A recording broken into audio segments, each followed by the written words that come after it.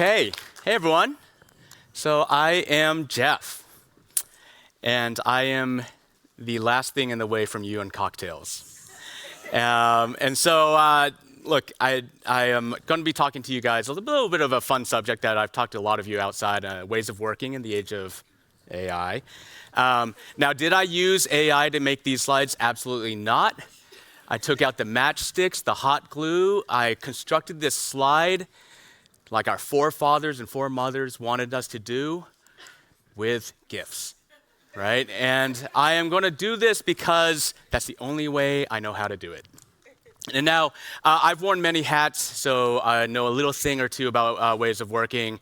I've led design teams, product teams, tech teams, all the teams, right? I've been a founder. I've worked at all the sizes of organizations. I've worked at disruptors, and yes, disrupted as well. So I've gone through that journey. And if you think I'm cocky enough to say that I'm Yoda, I'm bald. That's why I'm related. So I'm also this guy right here, all right?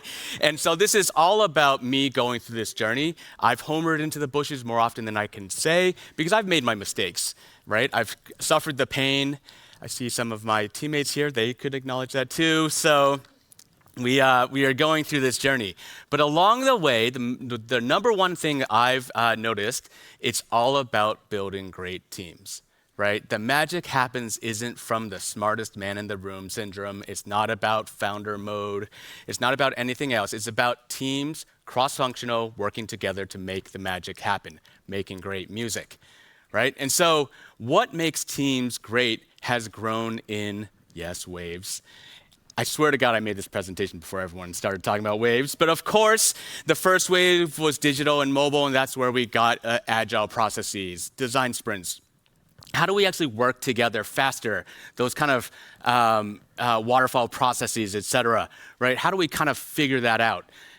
Many people here were in the forefront of establishing these new patterns for us. Then there is what I would call the pandemic, right? And so we were actually getting better, working well together. We're figuring this all out.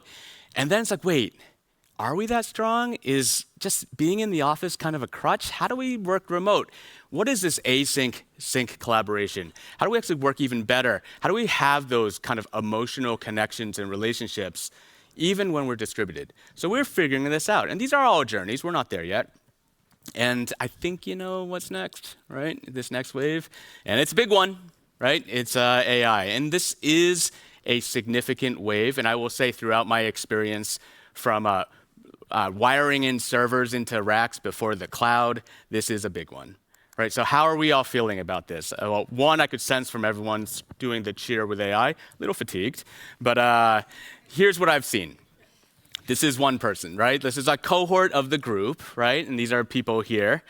I'm seeing a little bit more of this, to be honest with you. So if we have the bingo card out here, if I say this, yo, bingo, if I'm finally finished the card, MCP, bingo. Oh, there you go. So they got it, right? And then there's this guy, right? Where I'm going to be a superhero. This is really great. This is the person that's hacking AI right now. It's fantastic. And they are also the same person posting to LinkedIn, like, I used AI and I created this coloring book and I'm making $5,000 on it.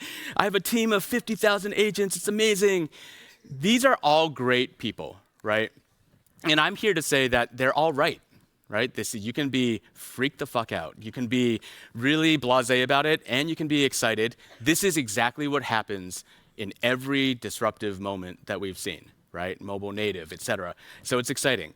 I'm not here to debate any of that. I'm actually here to talk about our ways of working. AI is an opportunity for all of us to up-level how we work, right? This is a huge opportunity, and it's an opportunity because when there's disruption, there's appetite for change.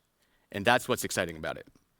So what if we used this as the moment to solve the biggest challenges in our ways of working, to address the tiny isms we love to hate, and to open up the best of ourselves and our teams? What if we actually shifted the lens to think about that, right? Because I'll tell you what, our existing ways of working isn't all that, right? And it starts with this. Our current ways of working centers around tools themselves. Every process that you work through today right, is because we are using tools. And often different functions use different tools. And then the ops team creates processes to connect the dots between those different tools, right? So you've got your Figmas, your Asanas, your Jiras, your all the us, right? And all these things are connecting the dots to that experience. And this is what it really feels like, right? Because every time you get a little momentum, record scratch. Got to go enter that into Jira. Every time you need a little help, record scratch. Hey, I need a little help solving this. File a Jira ticket, right? Every time you're trying to figure out some processes, there's a little bit of a record scratch moment to figuring it out. And this is the challenge. Now, the real opportunity is what if we had people at the center of all this, right? What if we were able to create a moment where teams could focus on the work itself more often than not? They're not thinking about the phases of their work. They're not thinking about the processes, right? And the tools are actually helping them go through that task itself. Well, if that happens, it's not about the phase of the process. It's not about acronyms like PDLC or SDLC. It's actually helping teams figure out, I'm ideating, I have to synthesize that, I have to execute, I'm getting new user signal all the time, I'm getting business signal all the time, and as a team, we're working the problem, figuring out what's better, the stronger elements in that, right? And today, we have great teams who do this really well. Right, we can see them through and through. And I did user test this outside, and designers are really happy to be Adele. So I just want to make sure that that's clear. And UXR actually was really happy to man the xylophone. So like everyone's cool, okay? Everyone's cool. And now, but the thing is, these are just great teams. And the great teams have three key attributes that I've seen over and over again.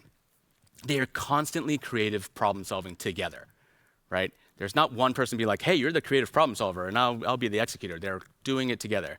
They are pros at co-creation. They will yes and the shit out of each other, right? And they are helping each other and building momentum as they're trying these kind of ideas. And they're rapid decision makers. They're not freezing each other by saying, like, did you validate that? Have you validated that people turn oxygen into carbon dioxide? Have you validated that, right? They're actually pushing this forward and going nimble. Here's the key, though. It's the exception, it's not the rule. I think everyone has seen this team, and I bet you most of you have been on this team, right? And then I bet you're all looking in the distance longingly of like, I remember, that was fun, right? And here's the key. It's not there because we've actually built our ways of working, not optimizing for the best teams in the world. We've built it maximizing sort of the middle ground, right? And that is a challenge, right? And it's actually proven, right? People are saying the ways of working is not helping them make impact. Okay, this is where AI comes in, the boogie AI, right? The real value here and the real opportunity is I don't think it's deniable that AI is going to help up-level impact. It's going to drive 10x, 100x drivers. It's going to create real impact. If we surround our people with the right tools, right collaborators, agents, right, and go through that experience, there's real value. And where there is value, there's opportunity to build a better place for us to work, right? And that's the key. So the question we have is, let's skate to where the puck is going. What happens when you have omnipresent knowledge, right? Democratized craft, faster automation. Well, let's go through it. Here we go. Okay, so first, omnipresent knowledge. All of these knowledge retrieval systems, you have universal assistants, right, the co-pilots of the world, knowledge retrieval systems like Glean, agents who are automating the insights. Well, if you actually have that, you have information at your fingertips, right? You can make faster informed hypotheses. Right? You're able to kind of go through this experience. Which user researcher here has not had that really sad moment where you see a product kickoff and somebody's like, yeah, we should probably run a study on that. And you're like, listen, dude, we've done that already. I have it, you know? And so this is actually getting the work that people have already done where it's most important. Right, that leads to less perfection in ideation, right? That like scary moment where like, I don't think we can move forward until we have everything validated. Well, actually the data's there. You're able to go even faster. And then what's truly powerful here from a cross-functional perspective is we can start training people less about the scaries of how do I get the data and more how do I interpret the data. Qual, quant, everything is now our ability to think about how do we go through these experiences in a better way, and how do we equip ourselves. Every discussion I heard today was less about the pixel pushing. It was about how do I leverage data to make better insights, better development, better steps in the process. This is at our fingertips. Democratized craft, a little scarier, right? PMs will start concepting, designers will start coding, engineers will do a little bit of both, right? I am here to say that this is really exciting, and we have to get there, right? The yes and culture. You all are very good at co-creating, but I bet every single one of you, when a product manager came to you with wireframes, rolled your eyes as well at a certain point, right? And so like here is the challenge. We have to yes and each other. We have to create an environment where somebody shares an idea and you're like, oh my God, that's amazing, let's keep going. But now what if the robots create that first version, right? The not invented here syndrome is thick, right? We have to be able to say like, awesome, let me entertain that and let me build off of that. If we start building that muscle, we can jam better together, we can figure this out, and we can actually build more cohesion in early ideation cycles. The concept cycles will accelerate, right? This is exciting, right? If the concept cycles accelerate, your 2 user studies that were kind of opaque and you don't know if you're sure, but time is pressure, you can turn that into 10. Confidence, right? Insights, signal, right? And then there is this other thing, right? Visual communication versus execution are different things. There's never been a moment that I haven't seen a designer or product manager or even an enterprising engineer share an idea instead of spending 20 hours talking about it. And if it's visual, people get it. They get it right away. They start talking about it in a different way, right? That is the opportunity that we have. That then takes everyone who has a seat at the table more up front. That discovery phase becomes more energizing. We're solving problems. We're going through that experience. Right? So this is where democratized craft has a huge potential. So don't think about it as, wait, somebody's going to take my job. They're not. You're strengthening how we're going to be building the best solutions possible. And then lastly, faster automation, right? Agents, automated workflows, right? I believe Anthony called it the psycho collapse. I'm calling a workflow stack something. We'll figure it out. We'll unify a term. But the key here is this means you're going to be constantly creatively problem solving. Think about like a 100-step process, and that's now 5. What is the value of humans and cross-functional teams here? Working the problem, figuring it out, taking every signal that you have and say, can we do better? Can we do better? Can we do better? Right? I've got news for you. That is actually what is exciting. That is where I see most energized teams, is when they're actually working together, working a problem, right? It's not when we go to our separate corners and figure something out. It's about those energetic moments. So that means nimble ideations become really critical. They are actually band-aids that we do here, right? We do design sprints because we don't really have time for that, right? So we're gonna have this big moment because now necessitates a design sprint. We're not innovative enough. So we have a big moment called a hackathon, right? But what if these are actually like core muscles that we build, right? They're like a workshop is a lightweight thing where it's just like, yeah, that's obviously what we would do right now, right? We're working this, we're getting the right stakeholders, we're trying to figure out those ideas. What if a hackathon is just a very nimble proof of concept that somebody's trying to solve a problem in very extreme divergent ways, right? We can do this. This is exciting. And I haven't seen a single person come out of a design sprint, a workshop, or a hackathon being like, that was awesome, we should do more of that, right? We can now, right? This is the opportunity. Okay, so this is what we've all wanted. More time working, less time process pushing, right? Deeper collaborations with people we enjoy working with. Delivering outsized impact for your business. This is the opportunity. Okay. So a couple things, and we have not had this solved at Miro, but some things we're doing at Miro. All right, the first thing that we're doing to kind of actualize this is creating consistent rhythms, right? This is true, we're in it right now. We're talking ways of working, right? So every product team, cross-functional, no excuses, is responsible for core collaborative skills. And those collaborative skills, problem solving, pace setting, and empathetic communication. And this leads to the why, the what, and the how of every process, right? Traditionally, you might actually say like, well, the product manager is probably in charge of that and whatever. No, we actually make it a case that everyone should drive this. Now, what this does is it drives leaders to be able to communicate with their teams in a more effective way. They're able to communicate cross-team, so other dependent teams. They're able to communicate up the chain, right? Because communication is different whichever audience you're talking to. Right, problem solving and pace setting. If you don't actually communicate things and you set pace, you're just a micromanager, right? And so all these things are really important, and the balance is really important. And even creating a nomenclature that we can talk about it is important. We have a consistent way to navigate those discovery, definition, delivery processes. A simple terminology with a simple framework, these are not stage gates. But what we have is we have a term, so we're like, oh, we should do a kickoff, a solutions review, a pre-release review, an impact review, right? And we always set a next date, so we set pace using that. So it's like if somebody says, like, yeah, solutions review is in 6 months, and we're like, why?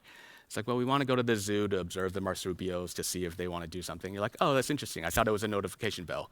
You know, it's like you can have these kind of like shorthand conversations to talk through, you know, what this division is, and you can get alignment, right? It's a way to communicate more effectively, right? And the key here is that it's across the entire organization, right?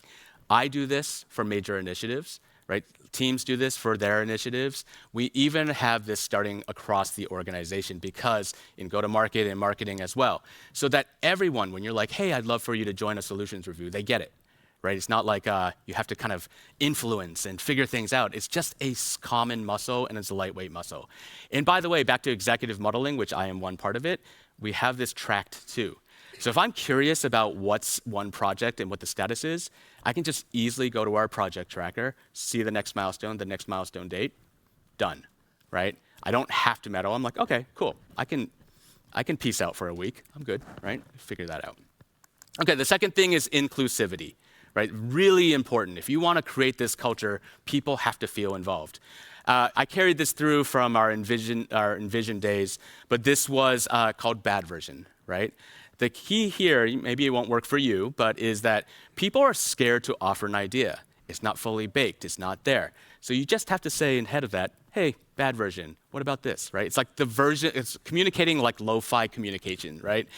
And what you see is people offer up more ideas. You also see people don't litigate the idea if they say bad version. So it's not like, well, have you thought of this? You know, it's like, so you have this moment where that yes and momentum starts happening all of a sudden, right? Bad version. This is a new one we've done.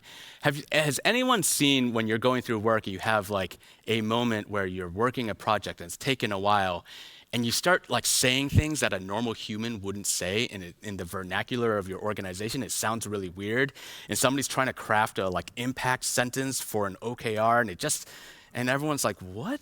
Right? So we actually have these moments where we're like, you know what? Let's take the heat off of this. If you would explain this project over beers, or drinks, coffee, depending on your taste, right? You're like, what would you say, right? It's not an elevator pitch. Elevator pitch is scary, right? It's like if you're not done selling us to say yes in 90 seconds, you know, you're fucked, right? But this is about saying like, yeah, hey, casually, if you're talking about this. And it's really transformed a lot of conversations because somebody will say and be like, why don't we just say that? I'll be honest with you, at the leadership level, when we got completely contorted on our OKRs, we're like, wait, what's the over beers version? We say it out loud and we're like, why don't we just write that? Everyone would get that, not the like, weird contortions that we've done, right? And so this is another way to kind of lower the heat, make it a little bit more accessible to all. And then finally, no one is perfect, right? The process and the journey that we're going for transformation is not perfect either. So this is all about how do we embrace that, right? How do we embrace the fact that this process is messy? It's not consistent. We're making mistakes left and right. So we have two things. One is we call it inertia busting, right? If somebody is having an issue, they're going through this experience, they can just like, I need help inertia busting this, right? You dig in, you're like, okay, I got it, right. Oh, that person's not listening, they're doing this other thing, they're telling you to file like 3 Jira tickets, blah, blah, blah. Great. Fail nights, right? We actually just had one. So people are sharing their fails. I actually shared one of my failures, right? And so it's really helping people understand like, yeah, let's take more risks. Let's really push that along. And then finally, dog fooding, right? And I refuse to say drink your own champagne. But And this is where it gets a little meta, but Miro is using Miro to transform Miro to reinvent Miro, right? Like it really is one of those things, and maybe we get to do it because we're a collaboration platform, right? So we are collapsing the stack, right? We're accelerating synthesis between unstructured and structured work, right? We have our new formats on the experience. We have AI shortcuts. And so we are taking all those brainstorms, one button that we've tuned for our purposes, and it creates a document. Teams have gone from waiting for product managers for a week to synthesize to feeling like they are co-creating the definition, right, as it should be. The product manager is still accountable for it, the final version, but they are co-creating that definition.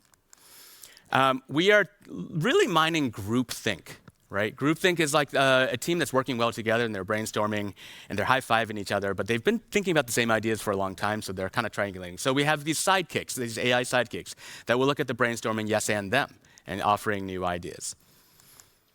We are taking our brainstorms and synthesizing them into prototypes, right?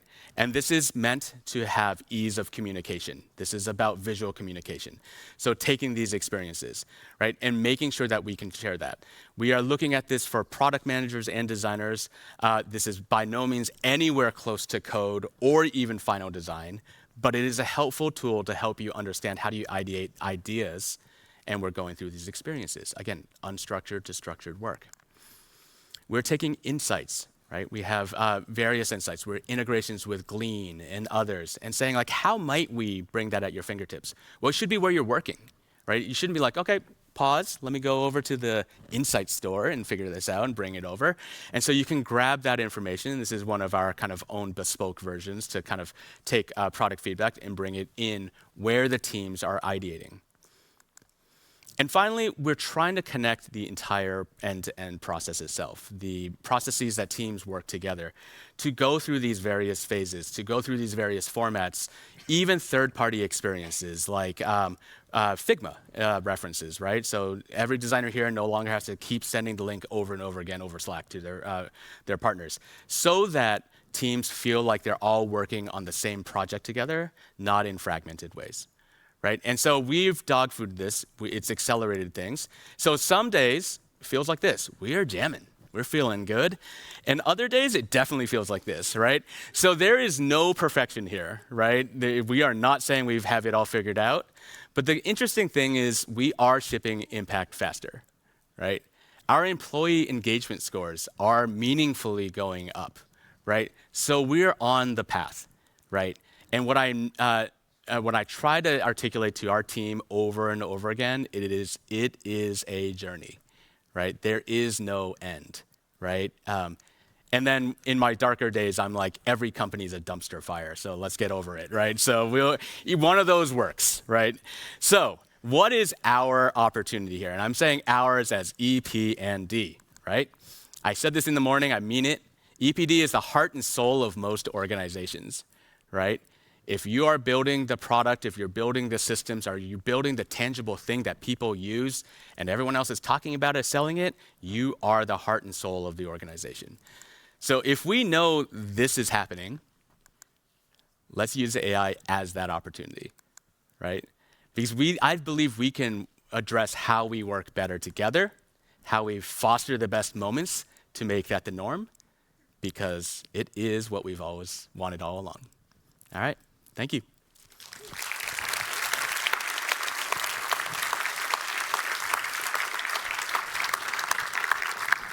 That's a nice way to end the day, isn't it? A little bit of hope. I feel like there's like a sub-theme kind of woven into your talk, which is these models, this technology is going to keep evolving, but if we don't evolve along with it, the best parts of us, the inclusive parts, we're not going to make it, right? It's not going to work. Yeah, I mean, back to the hopefulness, there's a lot of scaries out there, but I would say if we choose to assume the positive, there's probably, you have more mental capacity to see how you might roll these into positive outcomes. I'm sure attending talks like this and looking at I love the idea of, hey, what if every day was like a hackathon? What if it always felt like the design jam? Mm-hmm. That's like a nice thing you wrap your head around. Some of you might leave with that idea, tell others about it. Maybe we can all look at this with the beginner's eyes that we need right now. Do you have any other tips on how you can help other people understand that maybe it's us that has to change along with the world? Yeah, I mean, I think the easiest thing to do, honestly, I haven't talked to a single person here or in anywhere I've talked to teams that can't point to like a single team that kind of exhibits these behaviors, right? Like it's just that we tend to treat them as the exception, not the rule, right? And so within every organization has your unique isms. So I would never kind of assume what works for you would be what works for us would be what works for you, but they broke through somehow, right? The patterns I do see is utter transparency, right? A lot of our teams that we see kind of the forefront of a lot of this, every day they record a Loom video of like their work in progress. Every day there's like this real excitement where people are like yes-anding that Loom video and talking about it. Every day they're creating some experiences. So there's a lot of areas that you're like, oh, well, that's kind of like a really interesting way of unlocking and getting that inertia a little bit unleashed. And then by the time they hit our solutions review, there's not even like, it's been so transparent. It's just a nice kumbaya moment, right? It's not even like, well, gee, have you thought of this, right? Because everyone's been part of the journey in the most lightweight way possible. So how do you model that at scale? I will tell you right now, we're going through that process. And back to the kids chorus chaos gif, I can tell you some of my team up front here, they're like, yep, we're not there yet, but we're trying.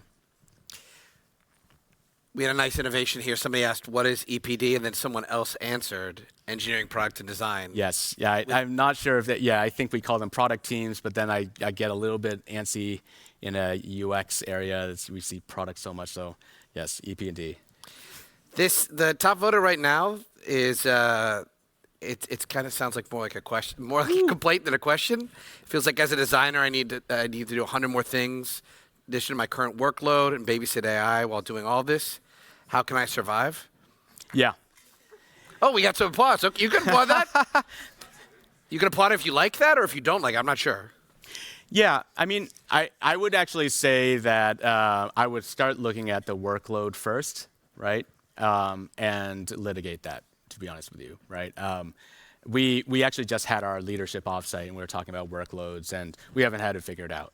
But you start realizing little things, right? Like the paper cuts that are happening, right? A design crit where you want to show every single click path. So like the artboards look like a flip book, you know? There's engineering, like already having figured out that they should start on the back end. The endpoints aren't going to be changing. It's really some front end changes. Yet they're still saying, have final designs been approved before we start, you know? And therefore that puts more heat on this experience. I would say that there's a little bit more inertia busting and there's room in the system for us to operate nimbly. And by the way, this is still my first hypothesis, which is we should change that anyways, regardless of AI, right? There's little motions like that are making designers feel more like, you know, production pixel pushers that you can take off the table, right? But you have to make that change first. That frees up the bandwidth to start thinking more profoundly about like, okay, my value here is actually the storytelling up front, the solving the hard business problem through a customer experience, et cetera, et cetera. And so again, it's what we've always wanted, right? It's just how do you get that, free up the space first, and then you can dig in. We also, I mean, you showed this with your waves. Pamela talked about this when she showed the graph. Like, we're also kind of, two waves are overlapping a little bit right now. It's the post 2022, and then also AI. So, do you want to talk about the Miro? Straight talk. Okay, competition. It's a lot of it. I wouldn't even just say it's FigJam, right? There's the free bundles, right? Microsoft Whiteboard and others. And I saw a screenshot today that somebody was using that, and I'll talk to you later about it.